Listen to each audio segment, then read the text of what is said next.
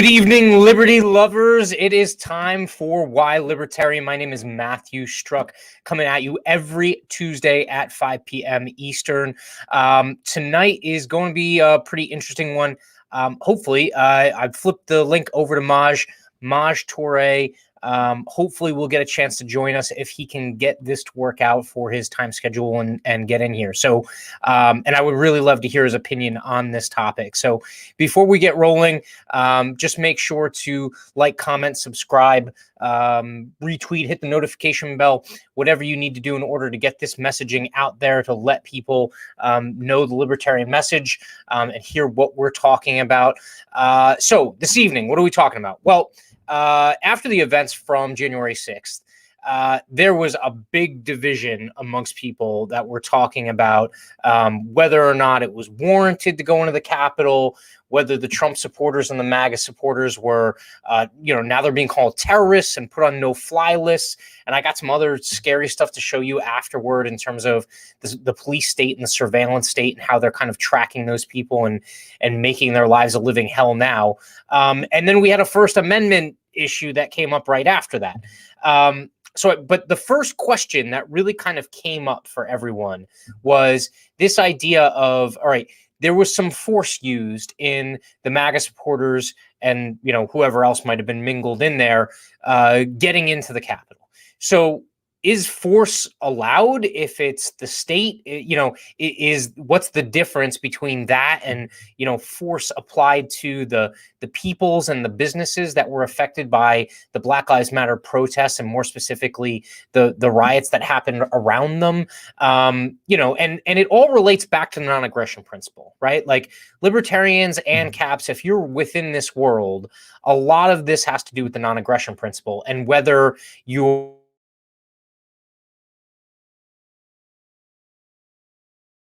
as far as that goes, whether or not you think that there is a point, right? Like, what's the point at which you are aggressed upon, right? So before I kind of get into the finer parts of that back and forth on the argument, I just want to make sure and bear with me. If you are not new to this, I just want to make sure to get people up to speed if they are, new to this framework. But just the idea of what is the principle of non-aggression or the non-aggression principle. All right. This is right from the Mises Wiki. Non-aggression principle. There's other things that's known as the non-aggression axiom, anti-coercion or zero aggression principle, or the non-initiation of force. It's an ethical stance which asserts that aggression, the key word is aggression, it's not violence, right? It's not the non-violence principle, it's the non-aggression, that aggression is inherently illegitimate. Aggression is defined as initiation of physical force against persons or property, the threat of such or fraud upon persons or their property. So this is kind of in direct, maybe not direct opposition, but it's significantly different than say pure pacifism, right? Pure pacifism is you don't fight ever, right? No physical violence at all. And that's not what we're talking about. The reason why the word aggression is specifically used is because aggression or aggressiveness is a initiation. It's a offensive act, right? It's you have not been provoked. So the beauty of the non-aggression principle, or one of the what I find is the more beautiful aspects of it, is it's essentially telling you that we do not accept initiating force against anyone, but if you are aggressed, you have legitimate means and reason to defend yourself physically, with firearms, however you need to, in order to stop that aggression against you. All right. So that being said, the question of this episode is, at what point in time does systematic aggression by the state really constitute aggression against you, right? Do you have to be individually aggressed upon to defend yourself against the state? I think that people that are very much on the anarcho level, on the anarcho part of the spectrum, their thought process is, dude, the state aggresses every fucking day, every day. And it might not be against you, but you know what? there's like these small things every single day that are aggressed upon you: theft of your money, the taking of your rights, the physical response to verbal threats. Does that violate the NAP? Right? Like the NAP does afford room, in my opinion, for someone who has a legitimate threat of force that is verbally or maybe even physically through body language communicated to you, right? So if someone is physically or trying to impose their physical will on you, and there is a legitimate direct threat of force against you, or in most cases your family, I think that there's a line that is completely valid for you to be able to use physical aggression, or not aggression, but physical means in order to stop that aggression. Okay. But the state does this every day, right? So if you ask an anarchist, they're going to be like, well, technically the non-aggression principle has already been violated by the state by its very existence, right? Its very existence on a day-to-day basis gives those folks enough like room or rope to be able to do what they did on January 6th. Okay. Not to mention the fact that, and this has been brought up multiple times, that the only firearm that was used and ended up killing someone was an agent of the state. It was not an individual from the crowd.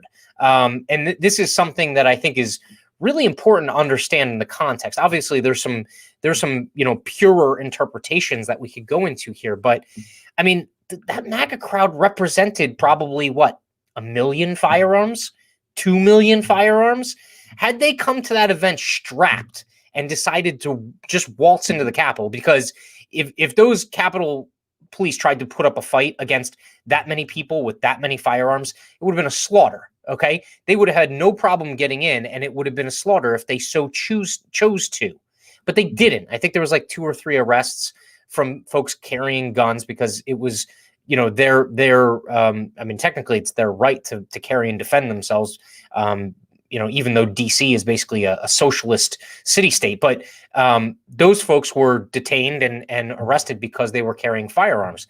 To my understanding, those were the only firearms that were involved in this situation, besides the firearms that were brandished and used by the basically the agents of the state. Now, there was physical violence against police officers. There's one police officer that, again, what's really interesting is we have video evidence of the individual from the MAGA supporters being shot and killed. Okay.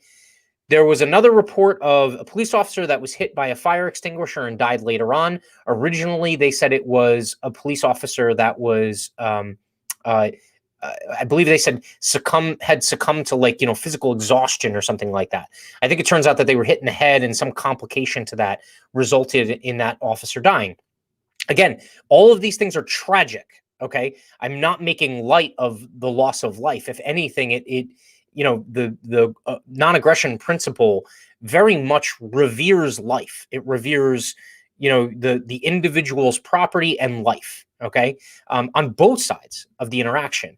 But so you had one police officer that was the situation. You had another police officer that they've tied his death in, and it was a suicide days after. All right. So I'm kind of skeptical as far as that goes, especially because I haven't really seen those dots get connected really effectively for me.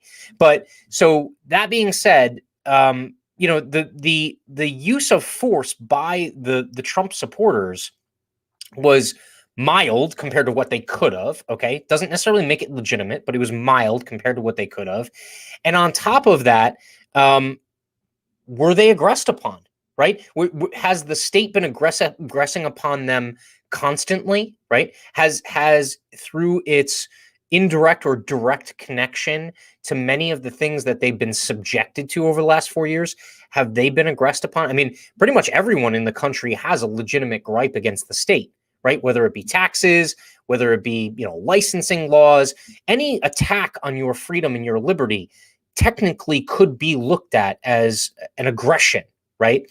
Now, the more pacifist or the more purist, I would call, NAP supporters within the Libertarian Party, and not so much the anarcho community, but within the Libertarian Party, they would tell you, well, we don't use, it's a plank of the Libertarian Party. We don't use violence for political means. And they felt like the MAGA supporters used violence for political means. And I think there's some legitimacy there. I think they used violence, even if their intent, okay, was to get into the building and speak with elected representatives, right? No malintent other than just to get there and actually have an audience with them and air their grievances, okay? They still had to use physical force to do that. So there is some truth to that. They used physical force and aggression as a means to a political end, all right? So there's some valid gripes there in terms of looking at that as a NAP violation. All right. Now, the other problem, though, is like, at what point in time do you have to be physically aggressed upon, or do you even have to be aggressed upon directly in some way, shape, or form?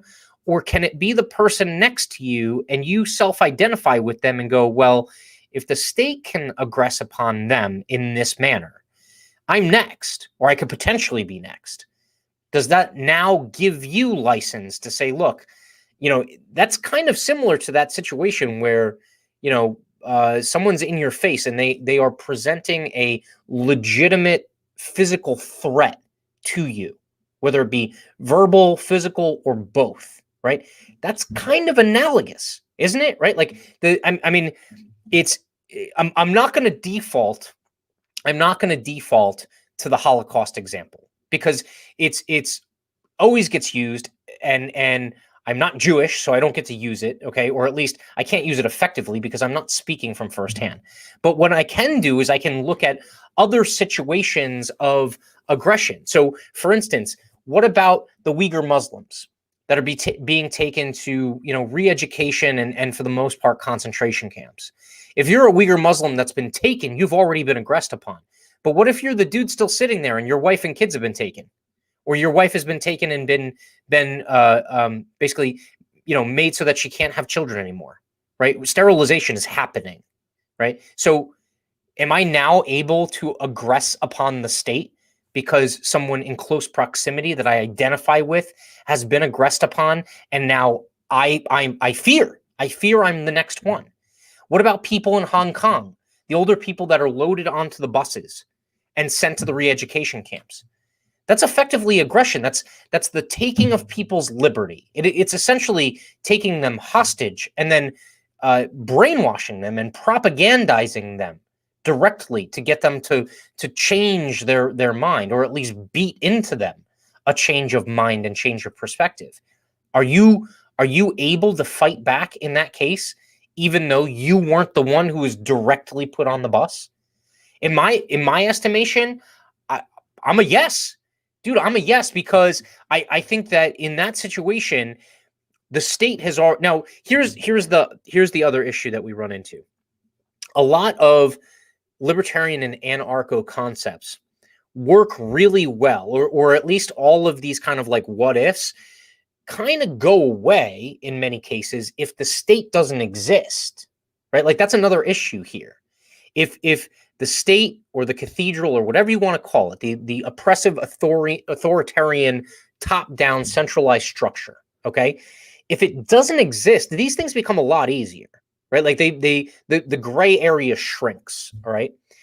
When the state has such wide sweeping control and it has such wide sweeping effects on life and liberty of literally hundreds of millions of people, okay, the problem becomes much more difficult to figure out.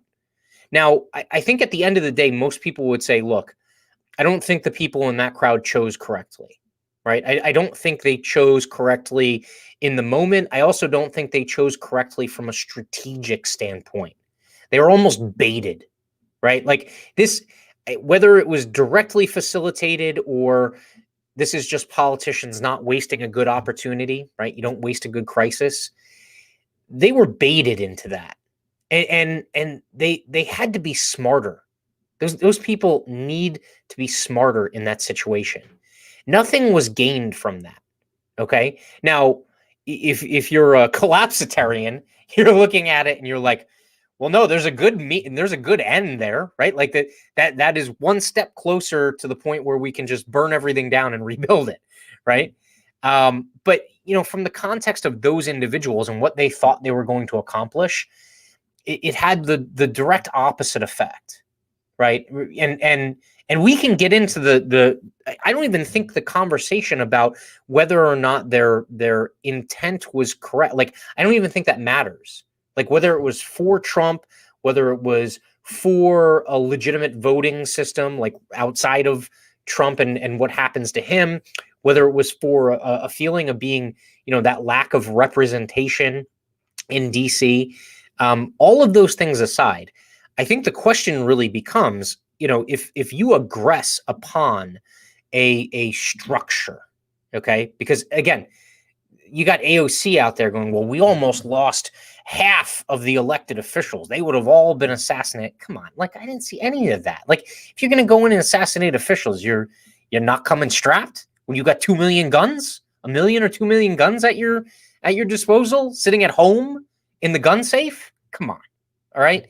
But outside of that, the people that advanced on the Capitol, you're also looking at the fact that, let's kind of understand how that aggression started. You have a publicly funded building. It's a building that's built with taxes. Those people might not have been there to pay for it to be built, but obviously the maintenance and any renovations and things like that, they fund the building, the operation, and the maintenance of that building. And they have a right within a certain extent to have access to that building. Now, if the understanding was that it was an unruly mob, I also got to tell you that this is a complete breakdown. And this is why I think that they were goaded into this. This is a complete breakdown in the elected officials that were present that day. No one came out to address them. All you had was Trump. And then you had a letter from Pence earlier in the day that basically said Trump's Alamo was, Pence was the Alamo, right? Pence could oversee as the president of the Senate and say, look, we're not going to accept these electors from these states, right? Which would be unconstitutional. I do not want my elected officials free to do that stuff. I want to be free. If I have to deal with any level of representation in government officials, I don't want them free. I want as many chains on them as possible in terms of what they can and can't do. Mostly what they can't do. All right. But that being said, all you had was a speech from Trump, and then you had Pence issuing a letter at 1 o'clock in the afternoon saying, I'm going to do my duty under the Constitution. That's it. None of the folks came out and tried to calm down the crowd. No one came out and addressed it. No one gave them any hope, right? All of the Republicans that stood there and said that they were going to fight the electors, what the fuck did they do? They put their reputation online. I'll give you that, right? Like, they will go down in history as either seditionists or go down as, Republican folk heroes, right? Conservative folk heroes, right? But I don't see any of them walking out in front of the Capitol building saying, well, hold on, like, let's work through the process. We're contesting the electors. Let's see what happens. No one talked those folks down off the ledge. And there was a ton of them. Like, I don't know what the final count was. Someone said 1 million. I don't know if I believe the million number, but it looked like there were hundreds of thousands of people there. All right. And no one talked those people back off the ledge. So to a certain extent, I think this was allowed to happen. All right. But when you're looking at the context of the situation from the non-aggression principle, I'm inclined to believe that the wrong conclusion happened in that situation. All right. But it might not be wrong in another. Right. It might not be wrong in another. The systematic and the constant aggression on the part of the state warrants some level of self-defense. But what is it, right? Like, when does it happen? Under what circumstances is it okay? And what I'm worried is a lot of the voices were quick to say, screw the Capitol, we bought it, we could do whatever we want.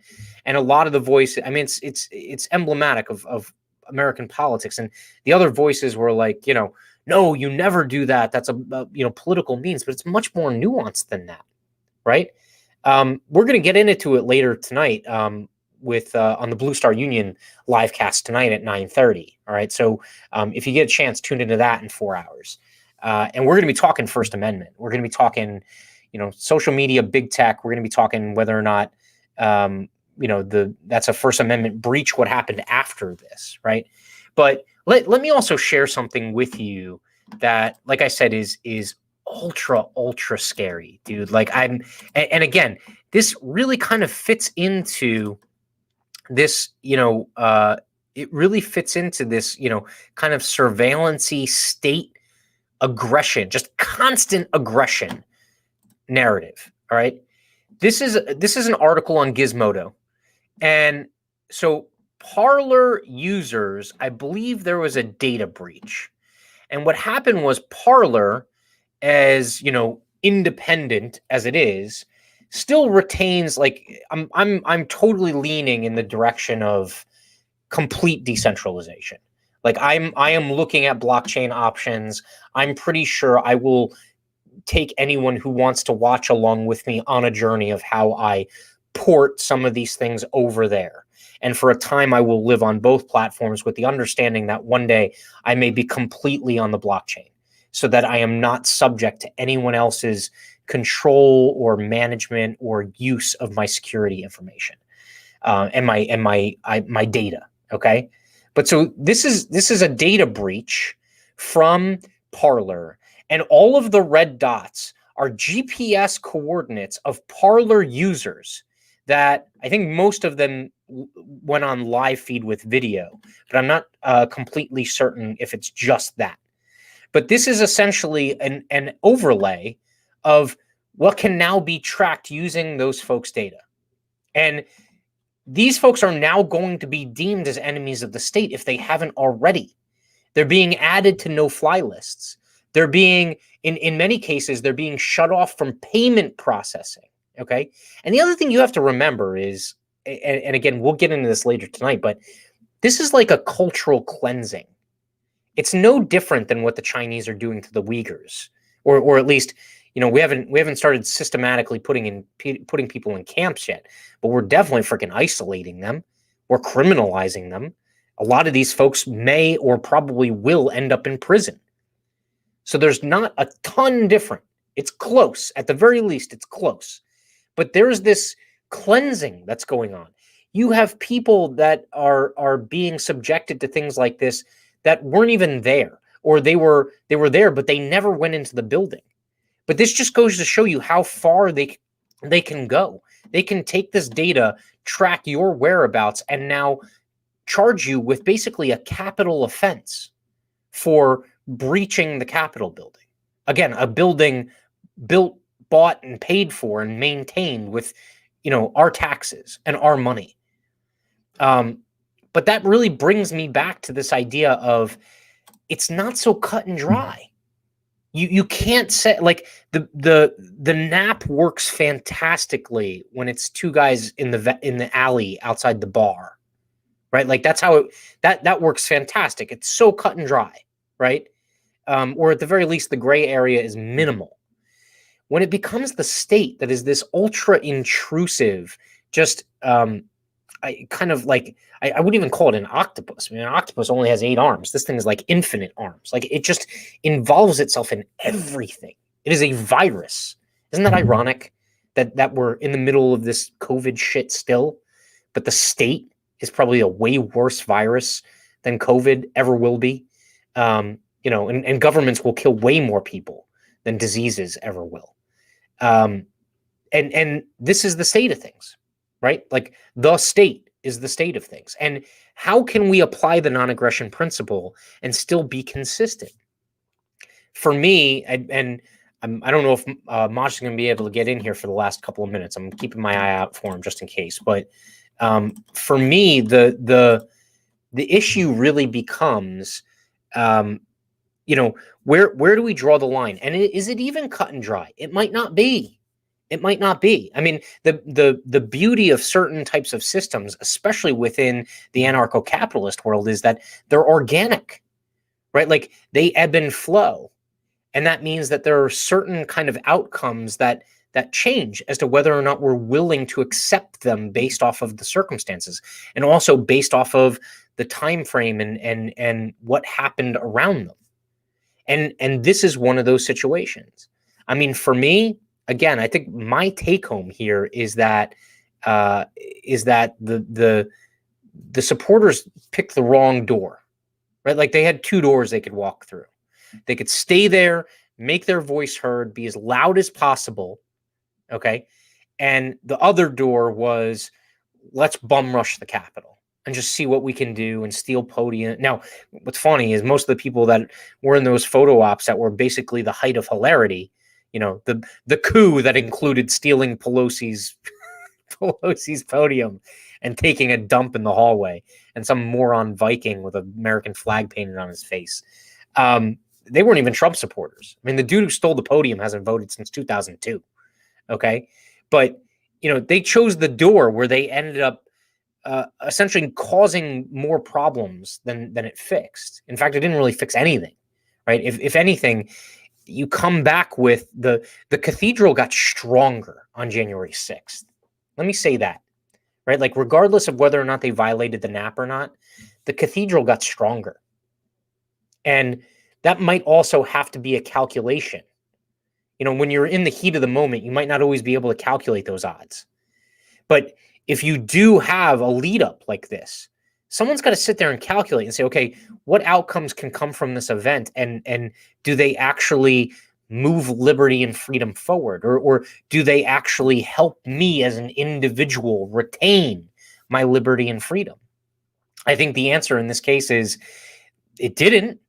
And a lot of the loss of liberty and freedom is a result of the state's retribution.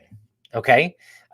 This is also a situation where, and we can get super philosophical on this, is this where you see an eye for an eye breakdown, right? Like, an eye for an eye is always a really, like, from my point of view, like, it's mentioned in the Bible, it's kind of this biblical idea. Obviously it's not as cut and dry, but the idea of an eye for an eye is can result in this self-perpetuating escalation of force. And that's something that the NAP, I believe, is intention to stop, right? Like, retribution is not something that's okay with the NAP. So if you're aggressed upon and then, weeks later, you end up doing something as a result of it, that's not a valid reason. That's not a valid use of the non-aggression principle. We got 500 level talking about outcome. The outcome of this is the FBI investigation and criminal records possible for jail time for these people. Yeah, but that's what the state knows, right? Like, that's what the state knows. And this, again, is something that's really difficult, is the state aggresses upon you, but in many cases not directly. And then if you respond with pure aggression or pure resistance, primal resistance, they will then say that it's warranted for them because they were aggressed upon in order to come back at you. And so the pacifists, that's why they're pacifists, because they say that no matter what, there will always be this kind of like escalating use of force. But the problem is that the state is it almost doesn't abide by the NAP. Like, the state is something that I would love for the NAP to apply to. Okay. But libertarians, if you try to apply the NAP to how the state operates and how the state relates to you, it actually kind of breaks down. I would think that I'm more on the anarchist level, where I think that the state constantly aggresses. It is constantly in this status of at the very least, these small kind of like, it's the frog in the pot, right? Like, every single time you crank that temperature up a degree, it's an aggression, right? But it's not an aggression of going from 60 to 100 degrees in one shot, right? Like that would be analogous to an official of the state coming out and executing someone in the town square. That's crank it to 100, right, or crank it to boiling. What the state does is they go tick by tick by tick by tick, and the problem is, where do you draw the line? Anarchists, they draw the line right at the beginning. Like, you don't get one tick. You don't get it. You're not allowed to go in that direction. You're just not. And we're not going to allow you to exist because that's what you want to fucking do. You want to increase the temperature one tick at a time, right?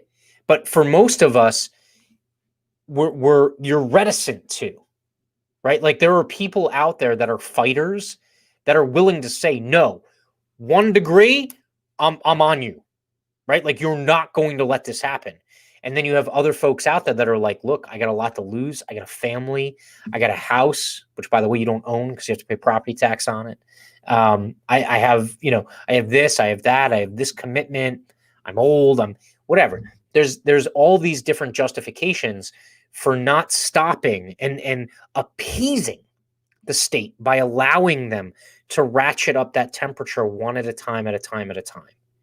And again, it's almost like the NAP can't apply to the state. Like, the state is basically an entity that, even if you wanted it to apply, it would shrug it off. It would not accept the non-aggression principle, because the non-aggression principle would legitimately neuter like 99.9999% of the stuff that they do. And yet they do it anyway. And so I don't think the MAGA folks were right in their execution.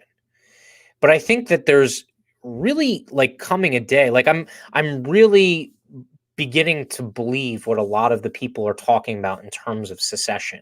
And I did a video about secession, and I think Eric DeJuly actually referenced one of my comments on one of his recent live casts. He made a good argument. Like, if you secede as a state, you are going to trade DC for, in his case in Texas, Austin and Dallas and Houston is now the seats of concentrated power. But it's easier to fight against that than it is against DC. I mean, the easiest fight is town hall. I know the saying is you can't fight town hall, but I can show up to town, right? And also, town hall doesn't have unlimited resources like the state does, like the federal and the state levels do, compared to you, right? Like, comparatively. But so secession, in his mind and a lot of other people's minds, is the non-aggression way of fixing this, because they see the state as not being held by this standard, right? They don't not only do they not like buy into it, but the only way for us to kind of like fix the situation, if the state violates the non-aggression principle, is aggression of our own, right? Like, but maybe it's not aggression. We validate it or we rationalize it by saying that we're defending ourselves. Okay. I think it's becoming more apparent than ever. That's why this is a golden opportunity. It's a golden opportunity for libertarians, because libertarians, for the most part, are basically monarchists. Okay. Again, I'm generalizing. There's all kinds of different libertarians, but, and then it's also a golden age for anarchists, dude, because people have never been more willing to see the folly in, even small government is too much.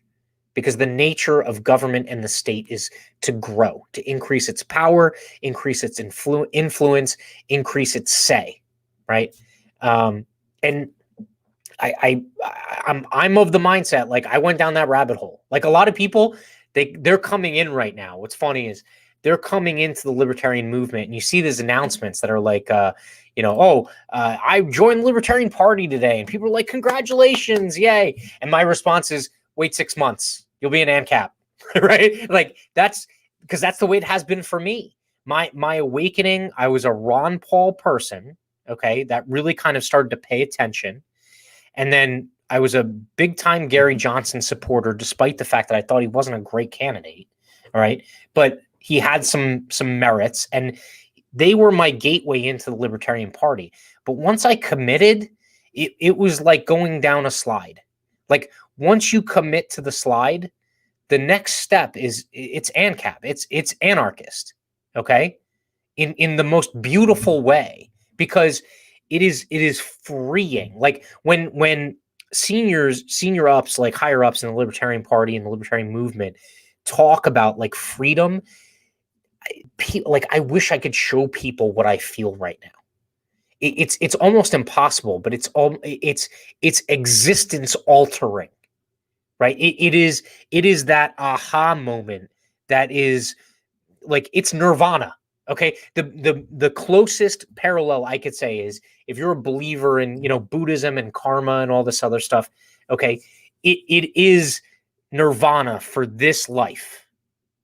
It's true freedom, because we have these conversations with people in these circles all the time where it's like boomers that consider themselves conservative libertarians, or even boomers that are hardcore Republican, or consider them hardcore conservatives. And then on the flip side, like left-leaning libertarians, and they're always like, well, we just have the wrong people in there. We got to get the right people, or we just have to fight back enough, right? We just have to push back enough, and it'll stop the state.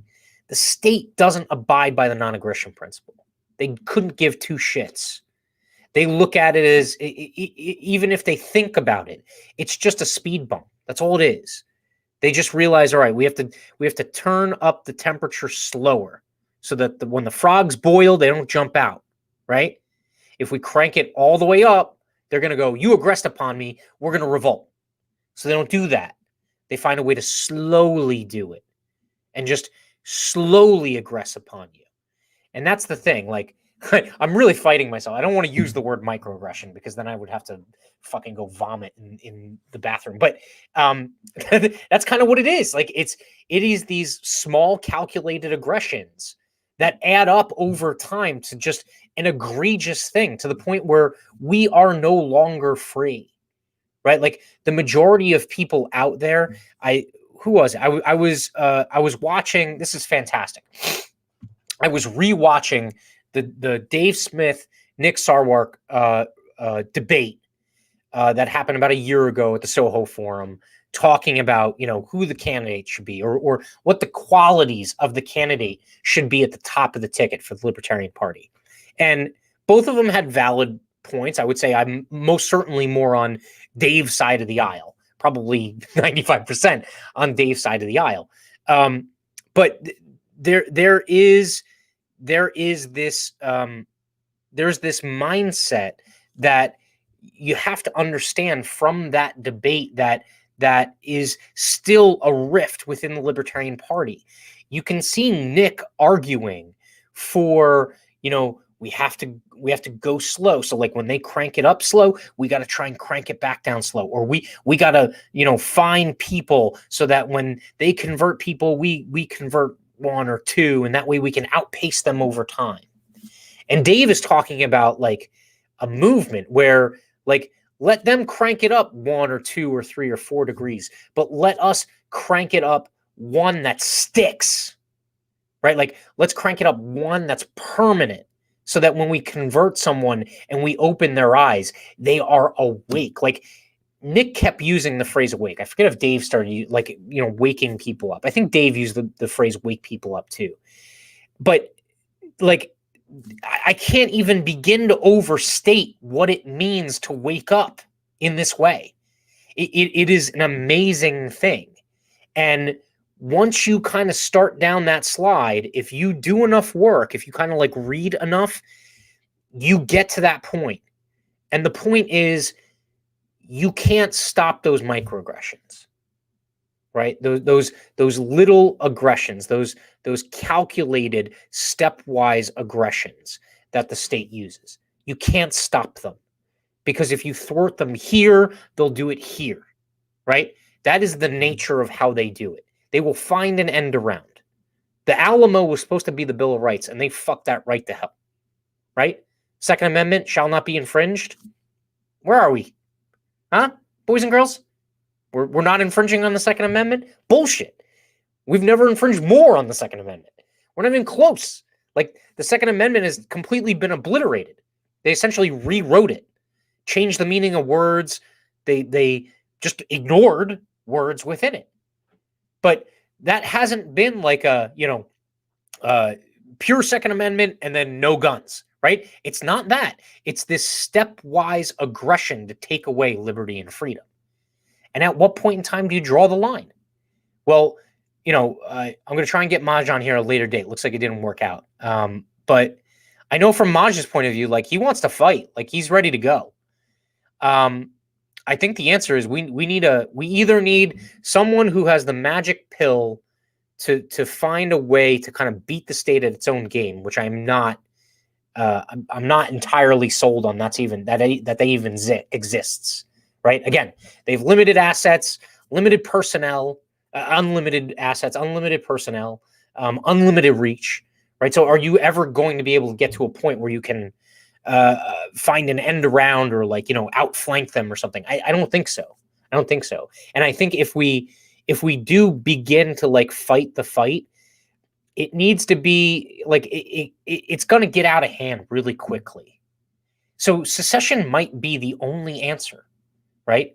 Unless the very small opportunity is there where I can see leaders like Todd Hagopian and Shane Hazel and some of the others that might be able to say, get into the governor's office or get into senior legislative positions and head them off at the pass and just completely neuter them. But that's really the only way. That's truly the Alamo. Now, I think that a lot of people are waking up to the point where that's never been more of a possibility than it is now. But we have to take advantage of it. And we can't use weak language. Okay? So there was also a perfect example of when the Libertarian Party tweeted right after things were happening at the Capitol. They basically said it was an assault on our democracy. That's cathedral speak. Okay? We have to be true to our words and the words that we hold pat and don't fuck with the definition of. Okay? First of all, we're not a democracy. We're not. Stop. We're not a democracy. We're not a pure democracy. All right? We are a republic. All right? But the angle here is when we put out our messaging, we have an opportunity here, but it can't be soft. But it has to be and it has to be definitive. Okay? You can say, look, we are not in favor of the reason why those people ran into the Capitol. Right? But you do not turn around and use the cathedral speak and say it was an assault on our democracy, right? Don't use the terrorist word. I talked about it the other day. It's like you can call anyone a terrorist now. It's like you didn't give me you didn't give me correct change. You're a fucking terrorist. That's what they do, right? That's their game. We have an opportunity, and that opportunity with secession being the last possible bastion. That's the Alamo, okay? The opportunity now is to find enough people so that we can get 1 or 2 or 3 folks that are true believers in this into a position where they can completely blow out the flame, right? Turn the freaking stove off. That's the only way it's going to work. And if we can't, deuces, we're out. Right? That's the only answer. It's the only answer. Otherwise, you're just going to sit in the pot. You're just going to sit in the pot. And as much as I think of, the Waco kind of moment where it's like, I'm going to get a piece of property and just declare myself an independent state and whatnot. I'm I don't want to go out that way. Right? I would like my family to live to a nice, ripe old age. Now, if it gets to the point where I have to, then I have to, right? And I should hope you all would make the same decision, that you would stand and fight. The fight right now is to find enough people to be able to just completely neuter them. And if we can't, then we got to break up. Relationship ain't working. So, I wish I had a better, more upbeat kind of answer at the end of this, but that's just it. That's the true nature of it. That's the truth. And people need to be told the truth. They need to wake up. But when they do, it's beautiful. It's beautiful. And here's the other thing I'm worried about. I'm not sure enough people within the Libertarian Party are truly awake.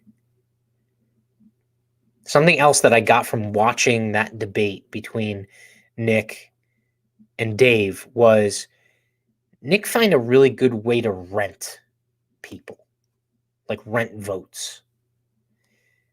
Dave, if you cut through his New York style and comedian style delivery, what Nick was trying to get at was he wanted to truly free people. Like the way that I feel free. The way that I can see through the bullshit. And it took me a while to get here. And as we collect people within the party or identify with the party, we need to be able to free them. Because just because they get here doesn't mean they're free. Just because they find their way to the Libertarian Party or libertarian circles on social media and different outlets doesn't mean they're free. It doesn't mean the message has sunk home. A lot of the right people that come to us, they still have, hatchets to bury with people on the left. And a lot of the left people that come to us still have hatchets to bury with the people on the right. We gotta stop that.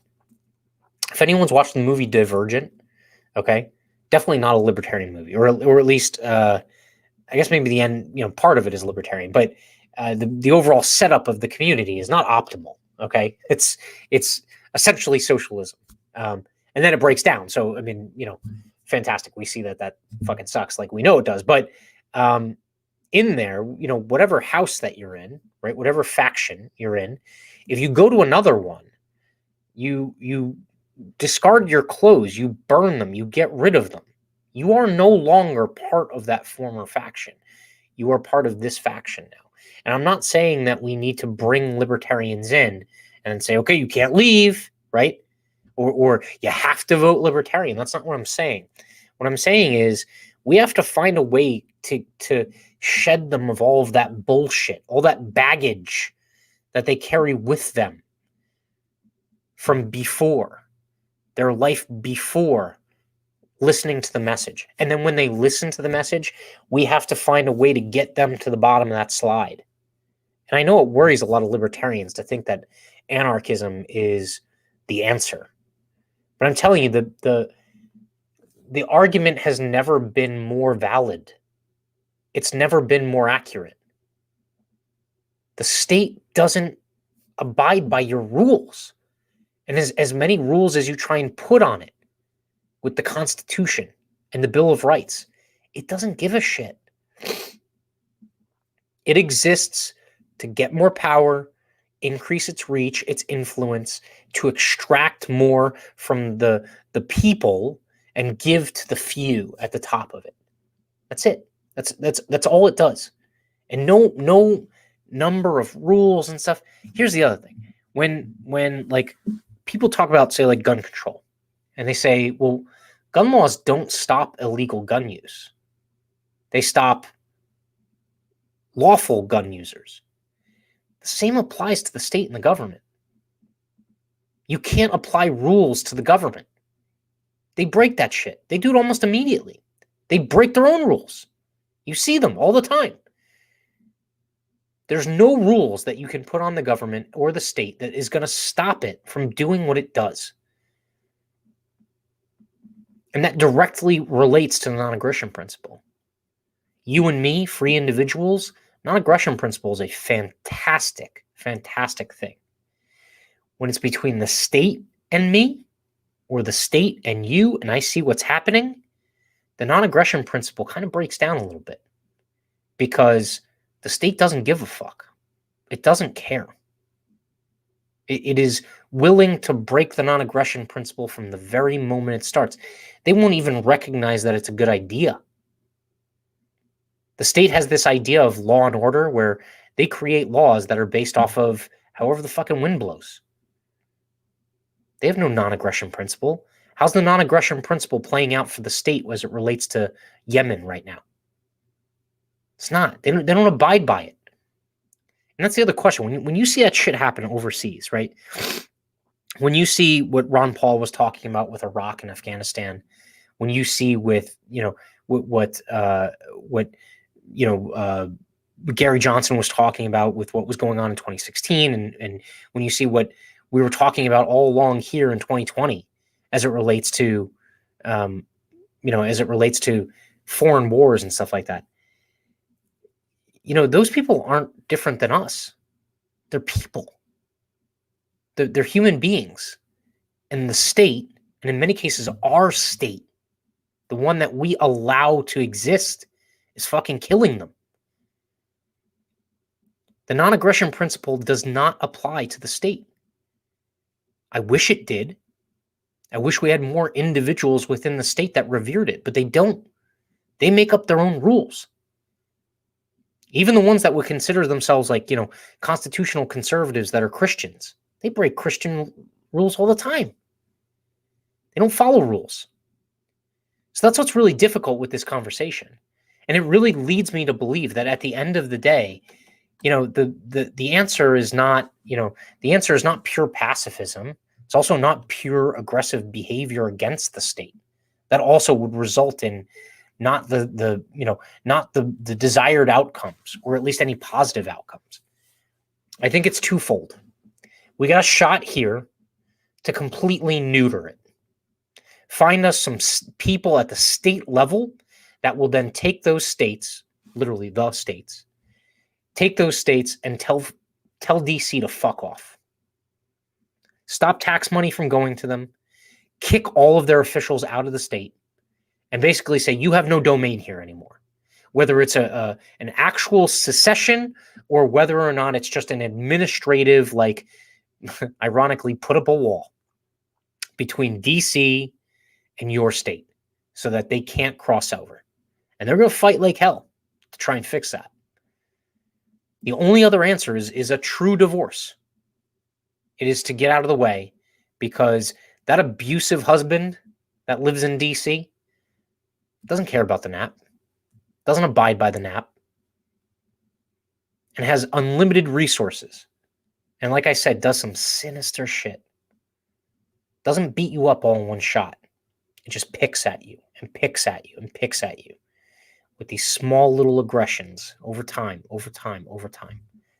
And so there's never one big blow up until there is. And I think you saw what that potentially could have been. And luckily enough, again, those MAGA supporters didn't bring all their guns. If they did, that would have been really ugly. And what really worries me also is that a number of the people in the state, both Democrats and Republicans, might have been happy if that happened. They might have been happy if there was a massacre one way or the other, because it would have given them the credence to be able to advance their political agenda. They don't give a shit about the NAP. So remember that. When we're fighting amongst ourselves, it's not so cut and dry. When you're looking at the non-aggression principle, the state doesn't follow it. So you have to keep that in mind when you come to your conclusions, and you have to keep that in mind when you're talking to fellow libertarians and anarchists and people within the liberty community. Thank you for joining me. I appreciate it. If you're watching live, thank you so much for tuning in. If you watch on the recorded version, please, again, a quick reminder, hit the like, comment, subscribe, notification bell, retweet, share it out there. If you're watching on Facebook, thank you very much. Throw it a like and share it out on Facebook. I appreciate you all very much. Tune in tonight, 9:30 Eastern on Blue Star Union, at Blue Star Union on Twitter. It's also going to be on YouTube. We will be live talking about First Amendment, censorship, and those sons of bitches at big tech. Thank you all. Have a good night.